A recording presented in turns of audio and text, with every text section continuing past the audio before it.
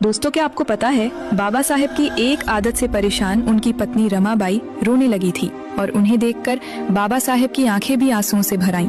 Doctor Baba Saheb Ambedkar ऐसे इंसान थे जो किताब पढ़ते पढ़ते अपनी पत्नी का दर्द और थाली में रखा खाना दोनों भूल जाते थे। बाबा साहेब को किताबों से बेहद प्रेम था। अगर कोई बेहतरीन किताब दिख जाए तो खरीदे बिना उन्हें चैन नहीं मिलता था। एक बार उन्होंने लॉज ऑफ इंग्लैंड की 5 मोटी किताबें खरीदी और फिर पढ़ाई में ऐसे डूब गए कि उन्हें भूख प्यास तक का होश नहीं रहा। अहो खाना खाइए ना, अहो खाना खाइए ना, रमाबाई बार बार कहती रहीं, पर बाबा साहेब की ओर से कोई उत्तर नहीं आया। अंत में वे बस इतना बोले, अरे ये पन्ना पूरा कर लूं, फिर भोजन करता हूँ। बाबा साहेब किताब से नजर तक नहीं हटाते थे। आखिर में रमाबाई चुपचाप उनकी मेज पर थाली रख गईं और भावुक मन से लौट आईं। उन्होंने सुबह देखा खाना तो वैसा ही पड़ा था। पति भूखा तो पत्नी भी भूखी रही थी। एक दिन पत्नी के कहने पर बाबा साहेब ने पढ़ना बंद किया और भोजन करने बैठे। भोजन करते करते उन्होंने रमाबाई से कहा, अरे तू हमेशा मेरे नाम से ये कहती रहती है कि मैं घर गृहस्थी की ओर ध्यान नहीं देता, तो फिर मुझे क्या करना चाहिए? तू क्या सोचती है?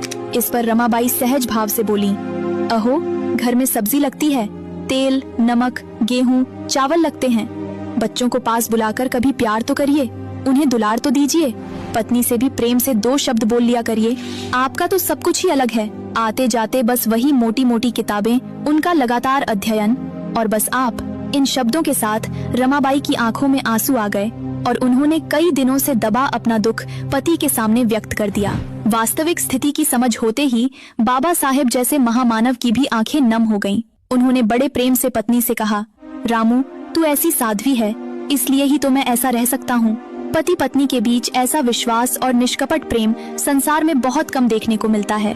इसी विषय में डॉक्टर बाबा साहेब आम्बेडकर कभी कभी निजी बैठकों में अपने मित्रों से कहा करते थे, पत्नी और बच्चों से कैसे व्यवहार करना चाहिए ये मुझे सचमुच समझ में नहीं आता, लेकिन पुस्तकों से मेरा बहुत अच्छा मेल बैठ जाता है।